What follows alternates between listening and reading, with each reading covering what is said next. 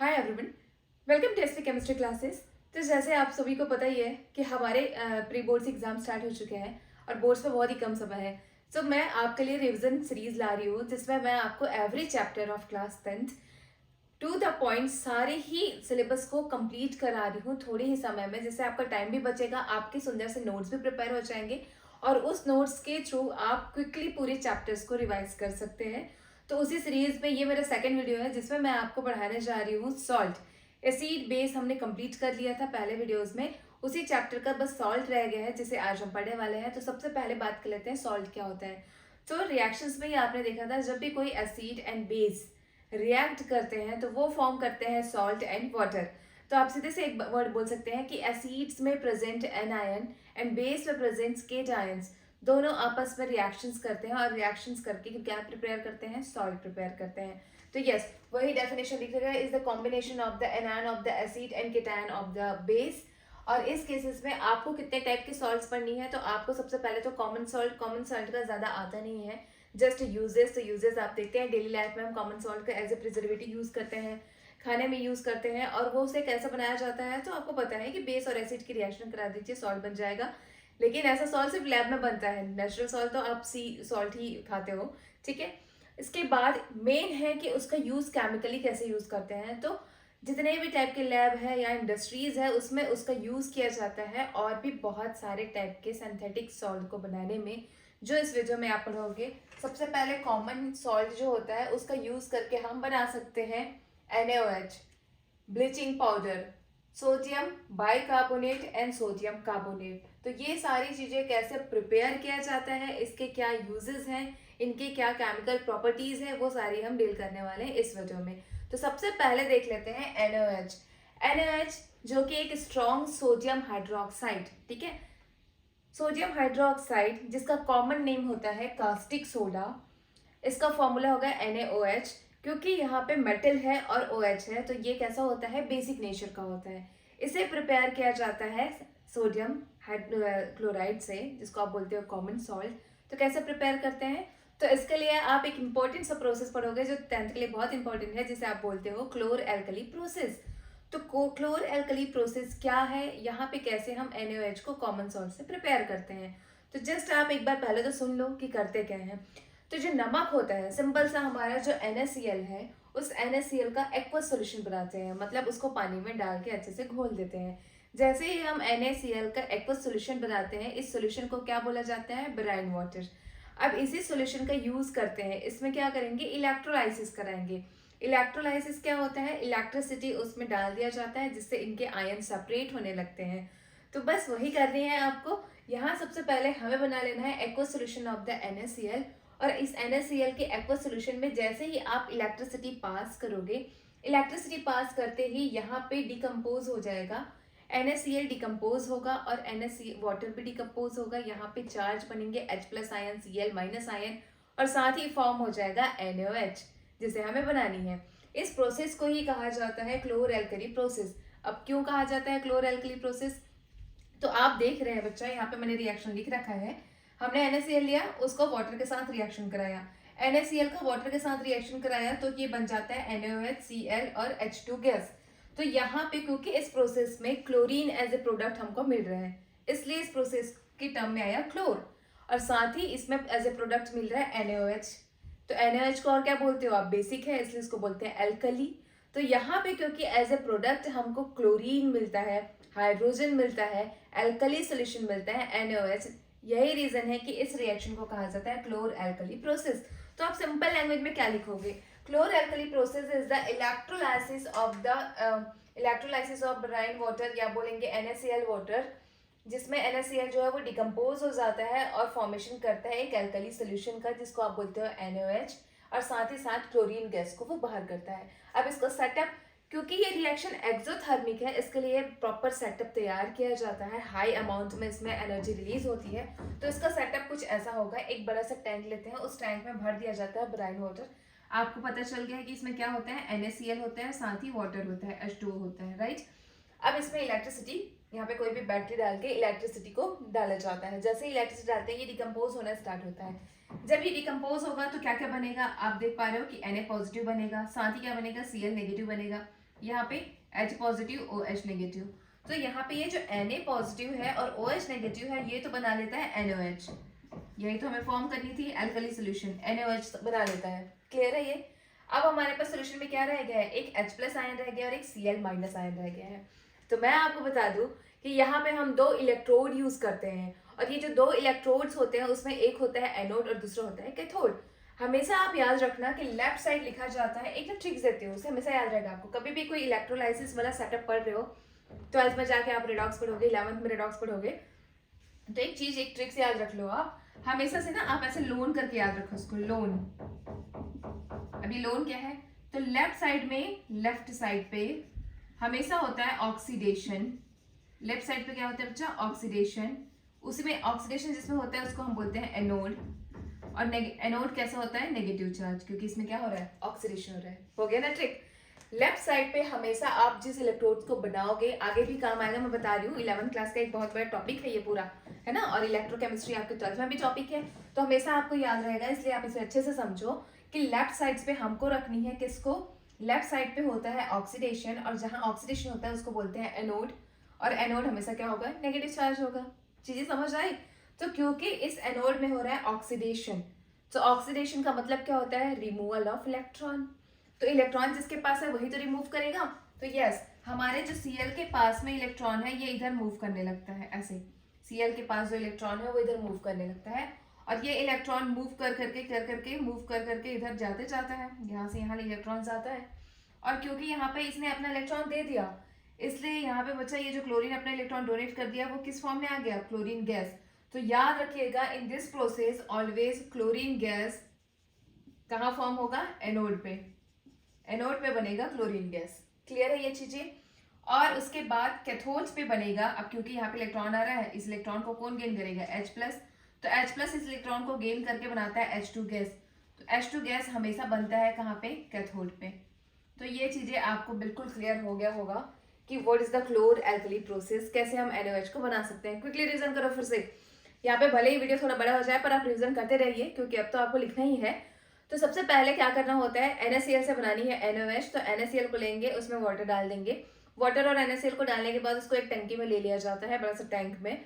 जैसे ही हम वहां लेते हैं उसके बाद उसमें इलेक्ट्रिसिटी पास किया जाता है। जैसे ही इलेक्ट्रिसिटी पास करेंगे उनके आयन ब्रेक होने लगते हैं, डिकम्पोजिशन रिएक्शन होता है यहाँ पे, और डिकम्पोजिशन रिएक्शन के बाद क्लोरीन गैस निकलती है। क्लोरीन गैस एनोड पे निकल जाता है, हाइड्रोजन गैस कैथोड पे निकल जाता है। अब सोल्यूशन में Na पॉजिटिव OH नेगेटिव है, वो दोनों आपस में रिएक्शन करके क्या बनाते हैं, एल्कली सोल्यूशन NaOH। तो प्रिपेयर हो जाता है, इस process is called chlor alkali process. क्यों? क्योंकि यहाँ पे क्लोरीन गैस बनता है, साथ ही अल्कली प्रोडक्ट बनता है, that's why is called chlor alkali process. तो होप आपको ये समझ आ गया होगा।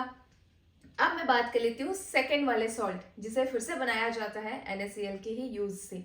तो आप देख लीजिए, ये तो चीजें आपको क्लियर हो गया कि कैसे हम बनाते हैं। अब बात कर लेते हैं ब्लीचिंग पाउडर। ब्लीचिंग पाउडर की अगर मैं बात करूँ तो पहले तो इसका फॉर्मूला लिखते हैं कि what is the bleaching powder. Bleaching powder अगर आ गया, शॉर्ट नोट्स में आता है ऐसा क्वेश्चन, तो ब्लीचिंग पाउडर आ गया होता है, तो सबसे पहले आप बोलेंगे ब्लीचिंग पाउडर जो होता है वो कैल्शियम ऑक्सीजन क्लोराइड, ये होता है इसका formula. Calcium oxygen chloride is the formula of bleaching powder. अब ब्लीचिंग पाउडर को बनाया कैसे जाता है, ब्लीचिंग पाउडर को बनाने के लिए यूज किया जाता है स्लैग्ड लाइम, और उस स्लैग्ड लाइम में तेजी से क्लोरीन गैस को डाला जाता है। जैसे ही स्लैग्ड लाइम क्लोरीन गैस से रिएक्शन करता है, वाटर और ब्लीचिंग पाउडर का फॉर्मेशन हो जाता है। तो अगर शॉर्ट नोट्स आ गया ना तो सीधे से आप लिख देना, bleaching powder is the bleaching agent as well as the oxidizing agent which are prepared through the जो लाइम वाटर होता है हमारा, उसमें जैसे ही हम क्लोरीन गैस को पास करते हैं तो फिर बन जाता है हमारा ब्लीचिंग पाउडर। तो यहाँ पे रिएक्शन अगर लिखे हैं तो क्या लिखोगे आप, स्लैग्ड लाइम। स्लैग्ड लाइम का फॉर्मूला होता है कैल्शियम हाइड्रोक्साइड, यह है फॉर्मूला कैल्शियम हाइड्रोक्साइड। इसी कैल्शियम हाइड्रोक्साइड के एक्वस सॉल्यूशन में डाला जाता है Cl2 गैस, और जैसे ही Cl2 गैस इसमें पास करते हैं, यहाँ से H2O बाहर हो जाता है और बन जाता है आपका CaOCl2। ये फॉर्मूला होता है ब्लीचिंग पाउडर। तो इतना लिख दिया, उसके बाद सीधे आप इसके यूजेस में आ जाइएगा। तो ब्लीचिंग पाउडर का क्या यूज होता है, बहुत सारा। एक तो मैंने वीडियो भी बना रखा है, इसमें प्रैक्टिकली वीडियो भी बना रखा है, जिसमें हम पूरे जितने भी हमारा कोल्ड ड्रिंक्स होता है, सॉफ्ट ड्रिंक्स होता है, उसमें ब्लीचिंग पाउडर डाल डाल के उसके रिएक्शन करा रहे थे, है ना। बड़ा इंटरेस्टिंग सा वीडियो था, जाके आप देख लीजिएगा। प्रैक्टिकली मैंने समझाया था, हमने स्टिंग में ब्लीचिंग डाला था, स्टिंग के साथ साथ थम्स अप में डाला था, स्प्राइट्स में डाला था, जितने भी कलर वाले हमारे सॉफ्ट ड्रिंक्स होते हैं ना, वो सबके कलर को खत्म कर दिया था ब्लीचिंग डाल के। तो सबसे पहली चीज़ तो ये है कि ब्लीचिंग का यूज़ किया जाता है ब्लीचिंग एजेंट के जैसा बहुत सारे इंडस्ट्रीज में। टेक्सटाइल इंडस्ट्री हो गया, जहाँ पे कपड़ों को पहले ब्लीच करके वाइट कर देते हैं, फिर उसको जो कलर करना है वो कर दिया जाता है।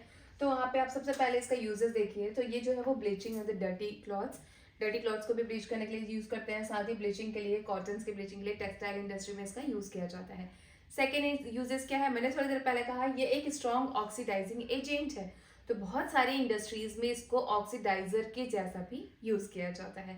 तो यस, 2 सॉल्ट यहाँ पे आपके कंप्लीट हो जाते हैं। फिर मैं आपको पढ़ाने वाली हूँ सोडियम बाइकार्बोनेट। सीरीज में आपने कंप्लीट कर लिया कौन सा salt, bleaching salt, right. Bleaching powder क्या होता है वो मैंने आपको बता दिया। अभी मैं आपको पढ़ाने वाली हूँ क्या, वॉशिंग सोडा और साथ ही साथ बेकिंग सोडा। दोनों एक दूसरे से कम्प्लीटली रिलेटेड है, तो उसको साथ साथ में हम स्टडी कर लेंगे, क्योंकि हमें तो जस्ट रिवीजन वाला सीरीज है, तो रिवीजन ही करनी है, राइट। सबसे पहले बात करें अगर वॉशिंग सोडा की, तो वॉशिंग सोडा क्या होता है बच्चे, आप अपने घर में जो नॉर्मल कपड़ा धोने के लिए जो डिटर्जेंट यूज करते हो उसको ही आप बोल देते हो क्या, वॉशिंग सोडा। इसकी फॉर्मूला की बात करें तो जो वॉशिंग सोडा होता है उसमें होता है सोडियम कार्बोनेट और साथ ही crystal of water of crystallization. तो इसलिए ना इसका जो नाम होता है वो क्या हो जाता है, जैसे कुछ लोग ना सोडियम कार्बोनेट बोलते हैं, खत्म कर देते हैं। एक्चुअल में आपको सोडियम कार्बोनेट बस नहीं बोलना है। अगर आप सिर्फ सोडियम कार्बोनेट बोल रहे हो तो वो वॉशिंग सोडा नहीं हो सकता, ठीक है। तो वॉशिंग सोडा का एक्चुअल फॉर्मूला होता है Na2CO3 सोडियम कार्बोनेट, और इसके साथ आपको लिखनी होती है 10 मॉलिक्यूल ऑफ वाटर, जिसको आप बोलते हो वाटर ऑफ क्रिस्टलाइजेशन। तो एक्चुअल में इसका नाम क्या हो गया फिर, तो इसका नाम होता है sodium carbonate decahydrate. Sodium carbonate decahydrate क्यों बोला जाता है, क्योंकि यहाँ पे सोडियम कार्बोनेट है, साथ ही 10 मॉलिक्यूल ऑफ वाटर है, तो 10 मॉलिक्यूल के लिए आप लगा देते हो डेकाहाइड्रेट। तो ये तो हो गया इसका नॉर्मल नेम कि यस, इसको बोला जाता है सोडियम कार्बोनेट डेकाहाइड्रेट। अब इसकी थोड़ी सी प्रॉपर्टी जान लेते हैं। तो ये व्हाइट कलर का क्रिस्टलाइन सॉलिड होता है, जिसको वाटर में डालने से एल्कली नेचर का होता है। क्या होता है, क्रिस्टलाइन सॉलिड है, जिसे आप वाटर में डाल देते हो तो उसका नेचर कैसा होता है, एल्कलाइन। एल्कलाइन मतलब बेसिक नेचर का होता है, ठीक है। उसके बाद अगर बात करें कि ये कैसे बनाया जाता है, तो हाँ, जो सोडियम बाइकार्बोनेट हम पढ़ेंगे, जिसको आप बोलते हो क्या, बेकिंग सोडा, उसी से ही हम इसको बना सकते हैं, किसको, वॉशिंग सोडा को, ठीक है। तो ये तो हो गया जनरल इन्फॉर्मेशन कि इसे क्या कहा जाता है। तो सीधे वन वर्ड्स में आप बोलेंगे sodium carbonate decahydrated is the name of the washing soda. Formula मैंने लिख रखा है, इसकी कुछ पॉइंट्स लिख देना है, शॉर्ट नोट्स में ही आते हैं सॉल्ट। तो शॉर्ट नोट्स में जब सॉल्ट आएगा तो आपको इतने करने हैं कि ये किससे बनता है, इसके यूजेस क्या है, और थोड़ा सा रिएक्शन, इतने में आपको नंबर जो है वो मिल जाएगा, ठीक है। तो की पॉइंट्स क्या है इसका, सबसे पहले तो इसका जो नाम होता है वो है सोडियम कार्बोनेट डेकाहाइड्रेटेड। फॉर्मूला होता है Na2CO3 एंड 10H2O, जहाँ पे H2 जो है वो वाटर ऑफ क्रिस्टलाइजेशन। इसके बाद बच्चे इसे प्रिपेयर कैसे किया जाता है, तो प्रिपरेशन बेसिकली सॉल्वे प्रोसेस से करते हैं। अब ये सॉल्वे प्रोसेस है क्या, तो सबसे पहले इसको प्रिपरेशन करने के लिए लिया जाता है कॉमन सॉल्ट। मैं पहले ही बता देती कि जो कॉमन सॉल्ट है उसी का यूज कर करके हम बाकी सॉल्ट को प्रिपेयर करेंगे। तो जो कॉमन सॉल्ट होता है, देखो यहाँ लिखा है ना, क्या लिखा है, ब्राइन सोल्यूशन। आपके लिए मैंने लिख भी दिया है क्योंकि आप नोट्स बनाओगे, शॉर्ट नोट्स, राइट। तो यहाँ पे देखो, brine solution is passed through the carbon dioxide gas to produced ammonium chloride and NaHCO3। आपको कुछ नहीं करनी है, कॉमन सॉल्ट लेनी है NaCl, और इसी NaCl की रिएक्शन करा देनी है किसके साथ, CO2 के साथ, किसके प्रेजेंस में, अमोनिया के प्रेजेंस में। जब आप ये चीजें करा देते हो तो इस केसेस में हमारे पास जो प्रोडक्ट बनता है वो क्या हो जाता है, NaHCO3, जिसको क्या बोलते हैं आप, baking soda, sodium hydrogen carbonate, sodium bicarbonate. समझ आ रहा है, तो ये बन गया। अभी से एक सॉल्ट तो वैसे ही हो गया, प्रिपरेशन अगर आता है सोडियम बाइकार्बोनेट का तो आप इसी को लिख दीजिएगा। क्या करते हैं, कॉमन सॉल्ट लेते हैं, इसको 2 मॉलिक्यूल ले लेना, बाकी बैलेंसिंग आप कर लेना। तो यहाँ पे आ जाता है सोडियम, नॉर्मल वाटर लेते हैं, वाटर का एक्वस सोल्यूशन लेते हैं, एक्चुअली ब्राइन सोल्यूशन है तो एक्वस सोल्यूशन ले लेते हैं, और इसके बाद फिर CO2 डालते हैं, NH3 डालते हैं, इनके प्रेजेंस में क्या बन जाता है, सोडियम बाइकार्बोनेट, और इसके साथ साथ बनता है अमोनियम क्लोराइड। क्या बनता है प्रोडक्ट में, अमोनियम क्लोराइड, जिसको अलग कर दिया जाता है। तो यहाँ से हमको मिल गया सोडियम बाइकार्बोनेट। इसी सोडियम बाइकार्बोनेट को क्या बोला जाता है? Baking soda. तो देखिए ये तो बेकिंग सोडा का प्रिपरेशन भी हो गया, पर हमें अभी क्या प्रिपेयर करते हैं? Washing soda. तो कैसे बनाएंगे? तो ये जो सोडियम बाइकार्बोनेट है उसी को लेंगे और उसको ले करके उसको हीट कर देंगे। जैसे ही आप हीट करोगे ये डिहाइड्रेटेड हो जाएगा, इसमें से वाटर मॉलिक्यूल बाहर। अब जैसे ही वाटर मॉलिक्यूल बाहर होगा तो बनेगा क्या? Sodium carbonate. अब सोडियम कार्बोनेट को वापस से रिहाइड्रेटेड करेंगे, ठीक है, उसमें वापस से वाटर मिक्स करेंगे, वाटर ऑफ क्रिस्टलाइजेशन, तब जाके हमारा बन जाएगा वॉशिंग सोडा। तो 3 स्टेप्स में कंप्लीट होता है। ये जो बना हुआ NaHCO3 है उसको ले करके उसको हीट किया जाता है। जैसे ही आप फर्दर इसको हीटिंग करते हो तब हमारे पास बन जाता है क्या? Sodium carbonate. सोडियम कार्बोनेट बनता है और साथ साथ कार्बन डाइऑक्साइड और वाटर वेपर H2O गैसेस के फॉर्म में, वेपर के फॉर्म में। इतनी चीजें हो गया। तो इस केसेस में हमें मिल गया है क्या? Sodium carbonate. अब इसी सोडियम कार्बोनेट को फर्दर रिएक्शन में लेते हुए सॉल्वेट प्रोसेस से इसको बनाया जाता है। सॉल्वेट प्रोसेस में ना एक एक एपरेटस में इसको पूरी स्टडी करेंगे, ठीक है। तो ये हो जाता है आपका। अब इसी सोडियम कार्बोनेट को लेते हैं और सोडियम कार्बोनेट को ले करके इसकी वाटर मॉलिक्यूल के साथ रिएक्शन करा देते हैं बहुत सारे अमाउंट में लेके। तो फिर हमारे पास फॉर्म हो जाता है CO3.10H2O, जिसको आप बोलते हो वॉशिंग सोडा। इसको आप क्या बोलते हो? Washing soda. तो इतनी चीजें तो समझ आ गई। यूजेस की तो बात ही नहीं है, वो तो आप अपने से भी कर सकते हैं। कहाँ पे यूज करते हो? तो सबसे पहला वर्ड तो यही आ जाएगा कि washing soda used as a cleansing agent, है ना। क्लिनजिंग एजेंट के जैसा यूज करते हैं हम इसका, घर में भी करते हैं, लॉन्ड्रीज में भी करते हैं। सेकेंड चीज आ जाता है removal the permanent hardness of the water. Water के हार्डनेस 2 टाइप्स का होता है, एक टेम्पररी हार्डनेस होता है और एक परमानेंट हार्डनेस। तो जो परमानेंट हार्डनेस है उसको भी रिमूव करने के लिए वॉशिंग सोडा का यूज किया जाता है। और कहाँ पे यूज करते हैं? तो glass, soap and paper industries में इसका यूज होता है। साथ ही ऐसे इंडस्ट्रीज जहाँ पे manufacture of the sodium compose like borax, कुछ कुछ सोडियम्स के और भी कॉम्प्लेक्स आप पढ़ोगे, उनके फॉर्मेशन में भी यूज किया जाता है वॉशिंग सोडा का। तो इतनी चीजें आपको समझ आ गई। और एक वर्ड्स मैंने बताया था कि वॉशिंग सोडा का जो एक्वस सॉल्यूशन होता है वो कैसा होता है? एल्कली नेचर का, मतलब वो बेसिक नेचर का होता है। यही रीजन है कि जब आप उसमें टर्मरिक डाल दो, आपने देखा है ना कुछ कुछ उसमें, कि जब हम टर्मरिक डाल देते हैं तो उसका कलर कैसा हो जाता है? रेड हो जाता है। टर्मरिक क्या है? इंडिकेटर है, नेचुरल इंडिकेटर। तो जब वो बेस से रिएक्शन करता है तो वो रेडिश कलर प्रोड्यूस करता है। तो इतनी चीजें तो हमें समझ आ गई। तो ये हो गया आपका वॉशिंग सोडा सॉल्ट। बिल्कुल शॉर्ट में ऐसे नोट्स बना लीजिए, इतना इनफ होता है। अब बात कर लेते हैं बेकिंग सोडा का, कि what is the baking soda. तो उसको और अलग से पढ़ाने की जरूरत नहीं है। सबसे पहले तो क्या होता है? तो आप बोलोगे कि बेकिंग सोडा क्या है? Sodium hydrogen carbonate. बस आप सोडियम कार्बोनेट के बीच में एक हाइड्रोजन मॉलिक्यूल लिख दो। Sodium hydrogen carbonate is called baking soda. और इसे क्या बोलते हैं? Sodium bicarbonate. ये भी क्या है? बेकिंग सोडा है। प्रिपेयर कैसे करते हैं? तो बिल्कुल इसी मेथड से, जैसे आपको दिख गया यहाँ पे, है ना। ब्राइन सॉल्यूशन लेते हैं, मतलब NaCl का एक्वस सॉल्यूशन लेते हैं, उसमें कार्बन डाइऑक्साइड डालते हैं, NH3 के प्रेजेंस में रिएक्शन करा देते हैं, तो सोडियम बाइकार्बोनेट हुआ है, वो बन जाता है। यूजेस क्या है? तो हाँ, इसके यूजेस इंपॉर्टेंट है। तो सबसे पहला जो बेकिंग सोडा है उसका यूज किया जाता है बेकिंग पाउडर बनाने में। किस क्या चीज बनाने में? Baking powder. अब बेकिंग पाउडर को कहाँ यूज करते हो आप? अपने घरों पे। पकौड़े मम्मा बनाती है ना, उसको क्रिस्प करने के लिए हम क्या यूज कर लेते हैं? बेकिंग सोडा का यूज कर लेते हैं।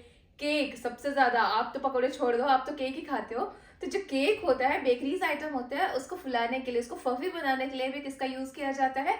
इसी सोडियम बाइकार्बोनेट का ही यूज करते हैं। अब ये कैसे होता है, कैसे हमारा केक इतना स्पॉन्जी बन जाता है, वो भी मैं आपको भी बताती हूँ। तो यहाँ पे यूजेस लिख रखा है मैंने किसका? बेकिंग सोडा का। डेफिनेशन कैसे दोगे? तो बिल्कुल वैसे ही देंगे आप कि सोडियम, मतलब छोटी सी जो प्रॉपर्टी लिखना है उसी वैसे ही देंगे आप कि सोडियम बाइकार्बोनेट और sodium hydrogen carbonate is the baking soda. तो जो बेकिंग सोडा होता है वो भी एल्कली नेचर का ही होता है। इवन इसको जब वाटर में डाल दो तो कम्प्लीटली एल्कली नेचर का होता है बच्चा। इसका पीएच भी 7-8 के रेंज में आता है, 8-9 के रेंज में आता है। यही रीजन है कि हम इसको एंट एसिड के लिए भी हम खाते हैं इसको, है ना। मतलब बहुत ज्यादा एसिडिटी हो गया तो सोडा वाटर पी लो आप, ऐसा बोलते हैं। तो वहां पे भी इसका यूज किया जाता है। अब यूजेस की बात करें तो यूजेस में सबसे पहला वर्ड आप बोलेंगे कि बेकिंग पाउडर बनाने में इसका यूज होता है। अब बेकिंग पाउडर कैसे बनाते होंगे? तो इसी बेकिंग सोडा को लेते हैं और इसकी किसी नॉर्मल एसिड से रिएक्शन करा देते हैं, जैसे टार्टरिक एसिड हो गया, इमली, उसी में तो होता है टार्टरिक एसिड। तो बेकिंग सोडा को लेके टार्ट्रिक एसिड से रिएक्शन करा दो उसकी, तो बन जाता है बेकिंग पाउडर। और उसी बेकिंग पाउडर का यूज करते हैं हम बेकरीज आइटम्स को बनाने में, मतलब केक वगैरह को बनाने में, ठीक है। अब केक फूलता कैसे है, तो होता ये है कि हमारे ये जो सोडियम बाइकार्बोनेट है जिसको आपने डाल रखा है किसी केक में, जब आप उसको हीट करते हो तो हीट करने से ना उसमें कार्बन डाइऑक्साइड गैस रिलीज होती है, और यही कार्बन डाइऑक्साइड गैस जो मैदे की जो केस लाइक स्ट्रक्चर होता है उसमें आकर के भर जाता है, इसलिए हमारा जो केक होता है वो बेक होने के बाद ऐसे फूल जाता है। क्लियर है ये चीजें। उसके बाद और इसमें क्या क्या इसकी यूजेस है, तो एंड एसिड के लिए इसका यूज करते हैं। तो एंड एसिड में तो यूज करेंगे क्योंकि बेसिक नेचर का है, न्यूट्रलाइज करेगा एसिडिटी को, है ना। और इम्पोर्टेंट है, यहाँ लिख रखा है also use in soda acid fire extinguisher. तो जो फायर एक्सटिंग्यूशर होता है उसके तो जानते हो आप, है ना, रेड कलर का ऐसा सिलेंडर फॉर्म में रहता है, तो ये पता नहीं है कि उसके अंदर क्या भरा रहता है। तो यस, उसके अंदर ज्यादातर भरा होता है क्या, सोडियम बाइकार्बोनेट। आपको जैसे इमेज में दिख रहा है यहाँ पे एक सोडियम बाइकार्बोनेट भरा हुआ है सिलेंडर के अंदर, साथ ही एक छोटा सा बॉक्स होता है इसमें ड्राई फॉर्म में सल्फ्यूरिक एसिड या फिर एल्यूमिनियम सल्फेट भर देते हैं। अब होगा क्या, जैसे ही कहीं पे आग लगा, आप यहाँ से ऊपर को प्रेशर करोगे, तो जैसे आप प्रेशर देते हो वैसे सल्फ्यूरिक एसिड जा करके मिल जाता है इस सोडियम बाइकार्बोनेट से।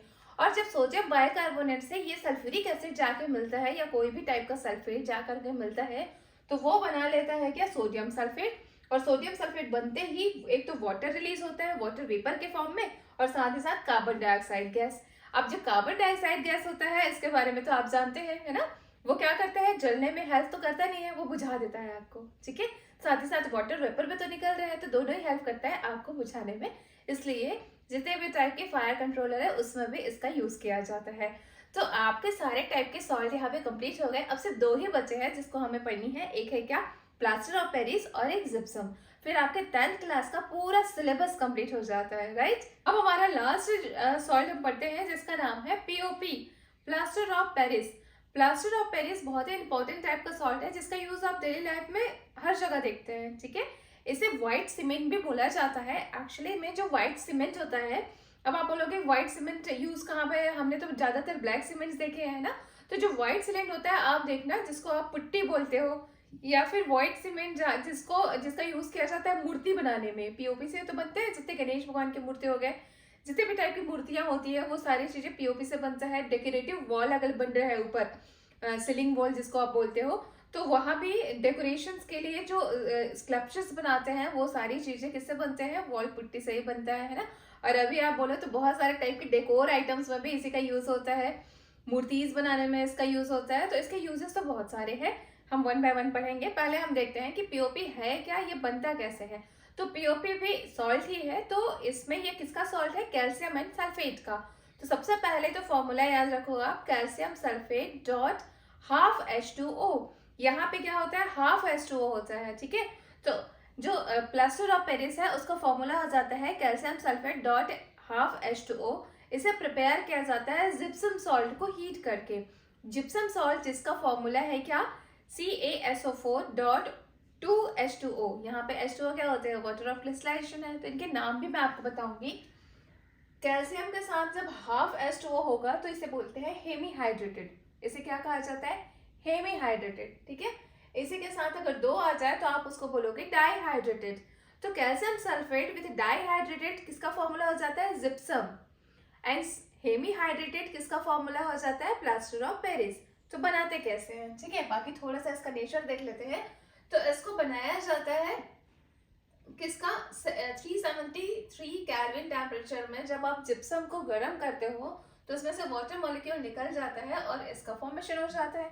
तो सीधी सी बात है कि यस, आप इसे प्रिपेयर कैसे करोगे, कैल्शियम सल्फेट, कौन से वाले, डाईहाइड्रेटेड कैल्शियम सल्फेट लेते हैं, इसको हीट करते हैं। कितने में हीट करते हैं, 373 टेम्परेचर में, ठीक है। जब आप इसको हीट करते हो तो बन जाता है कैल्शियम सल्फेट हेमीहाइड्रेटेड, जिसको आप H2O हाफ H2O बोलते हो। साथ ही कितना निकल गया आपका, 1.5 H2O बाहर हो गया, है ना। तो ये हो जाता है आपका वो। अब एक चीज आप यहाँ पे याद रखने वाली बात ये है कि इसको क्या बोला जाता है, इसको बोलते हैं जिप्सम। थोड़ा हार्ड होता है ये, ठीक है, और ये थोड़ा सॉफ्ट होता है। तो ये चीजें भी आप याद रखेंगे, ये जिप्सम है और ये आपका प्लास्टर ऑफ पेरिस है। अब और क्या चीजें देख लेते हैं। हाँ, अगर आप इसी जिप्सम को कैल्शियम सल्फेट है 2H2O इसको बहुत ज्यादा गर्म कर देते हो, मतलब इससे इसके टेम्परेचर से बहुत ज्यादा टेम्परेचर यूज कर दिया आपने, ग्रेटर देन आपने टेम्परेचर ज्यादा यूज कर दिया, 377 केल्विन से ज्यादा आपने यूज कर दिया, उस केसेस में ये कम्प्लीटली डिहाइड्रेटेड हो जाता है, इसके पूरे 2 मॉलिक्यूल वाटर बाहर हो जाते हैं और ये बच जाता है ओनली कैल्शियम सल्फेट जो यूज का नहीं होता, और 2 मॉलिक्यूल H2O जो है वो बाहर हो जाता है। तो ये जो कैल्शियम सल्फेट यहाँ बच जाता है इसको बोला जाता है डेड बर्न्ड POP। इसको बोला जाता है मरा हुआ जला हुआ प्लास्टर ऑफ पेरिस, जो बिल्कुल ये यूजलेस होता है, ये इतना ज्यादा हार्ड होता है कि आप इसको यूज नहीं कर सकते। मतलब आप इसका यूजेस देख लेते हैं ना, प्लास्टर ऑफ पेरिस का। प्लास्टर ऑफ पेरिस का सबसे पहला जो सबसे ज्यादा यूज होता है वो है क्या, फ्रैक्चर्स। हाथ में पैरों में जब भी कभी आपके फ्रैक्चर हो जाते हैं तो डॉक्टर उस फ्रैक्चर जगह को सही तरीके से ज्वाइंट करने के लिए किसका यूज करते हैं, प्लास्टर ऑफ पेरिस का यूज करते हैं। तो यस, पीओपी का यूज किया जाता है इसमें। अब देखो पीओपी बनाया किससे गया है, जिप्सम से। जिप्सम को एग्जैक्ट टेम्परेचर देकर के 373 केल्विन टेम्परेचर देकर के ये बनाया गया है प्लास्टर ऑफ पेरिस। अगर आप ज्यादा टेम्परेचर में से गर्म कर दोगे तो ये सीधे बन जाएगा कैल्शियम सल्फेट। कैल्शियम सल्फेट को आप क्या बोल देते हो, डिहाइड्रेटेड प्लास्टर ऑफ पेरिस बोलते हैं, या इसको dead burn plaster of Paris बोला जाता है। और ये बिल्कुल यूजलेस है, इसका यूज आप किसी भी फ्रैक्चर्ड उसको ज्वाइंट करने के लिए नहीं कर सकते। सेकेंड चीज है डेकोर आइटम्स को बनाने में यूज किया जाता है। थर्ड चीज है जब हमारी घरें बनती है सुंदर सा, तो उसमें भी डेकोरेशन के लिए जो फॉल सीलिंग होता है, और साथ ही साथ आपके मूर्ति बनाने में भी इसका यूज किया जाता है। तो ये आपके लास्ट सॉल्ट भी कंप्लीट हो गया। जिप्सम को अलग से पढ़ने की जरूरत नहीं है, जिप्सम को फॉर्मूला मैंने बता दिया है। इसको बनाया कैसे जाता है, तो इसको वाटर मॉलिक्यूल दे दो, रिवर्स करा दो, है ना, इसको वाटर मॉलिक्यूल दे दो तो ठंडा कर दो, वाटर मॉलिक्यूल दे दो तो ये जिप्सम बन जाएगा। तो इतनी चीजें समझ रहे हैं तो आपके पूरे acid base and salt chapter complete हो गया। आपको वीडियो अच्छी लग रही हो, आपके शॉर्ट नोट्स प्रिपेयर हो रहे हो, साथ ही आपके क्विकली रिवीजन हो रहा है एग्जाम्स के लिए, तो प्लीज मेरे चैनल को लाइक कीजिए, सब्सक्राइब कीजिए एंड शेयर कीजिए। मैं कंटिन्यू आपके पूरे 10th का सिलेबस कंप्लीट करा दूंगी।